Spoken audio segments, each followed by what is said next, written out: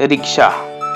इस शब्द को सुनते ही बचपन की यादें ताजा हो जाती है ना? स्कूल जाने की वो सवारी, चाचा जी की मिठाई की दुकान तक का सफर, या फिर मोहल्ले में दोस्तों के साथ रिक्शा पर घूमने का मजा। लेकिन क्या आपने कभी सोचा है कि ये रिक्शा शब्द आखिर आया कहाँ से? आज हम आपको रिक्शा शब्द की कहानी और इसके इतिहास से रूबरू कराएंगे।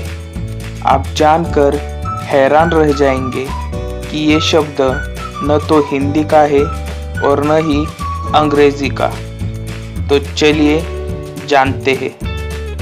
रिक्शा शब्द की जड़ें जापान में है। दरअसल ये शब्द 3 जापानी शब्दों से मिलकर बना है।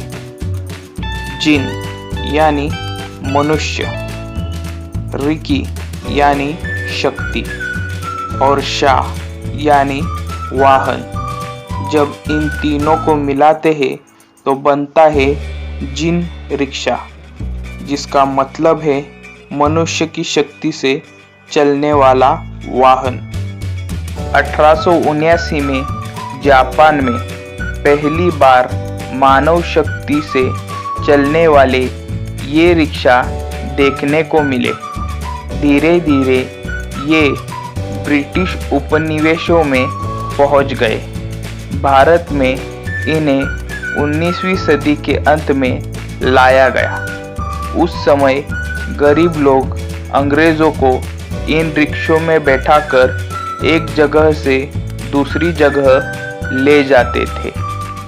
जैसे जैसे वक्त बदला, रिक्शे ने भी अपनी सूरत बदली। साइकिल का आविष्कार हुआ और मानव खींचे जाने वाले रिक्शा साइकिल रिक्शा में तब्दील हो गए।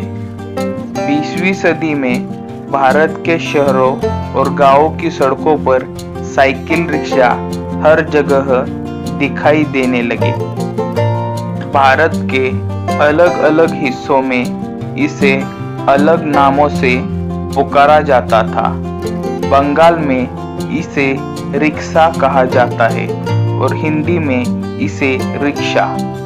और ये सिर्फ भारत तक सीमित नहीं है। एशिया में कई देशों में इसकी अलग अलग वैरायटी देखने को मिलती है। टेक्नोलॉजी के इस दौर में जहां ई रिक्शा और मॉडर्न ट्रांसपोर्ट का चलन बढ़ रहा है, फिर भी रिक्शा अपनी पहचान बनाए हुए है। सजी धजी रिक्शों से लेकर आज के इको फ्रेंडली इलेक्ट्रिक रिक्शा तक ये हर गली और मोहल्ले का हिस्सा है। तो ये थी रिक्शा की दिलचस्प कहानी।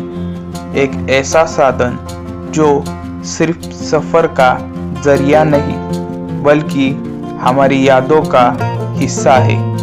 अगर आपको ये वीडियो पसंद आई हो तो इसे लाइक करें, शेयर करें और चैनल को सब्सक्राइब करना न भूलें। और हाँ, अगली बार जब आप रिक्शा में बैठे तो इस जापानी शब्द की कहानी जरूर याद रखें। धन्यवाद।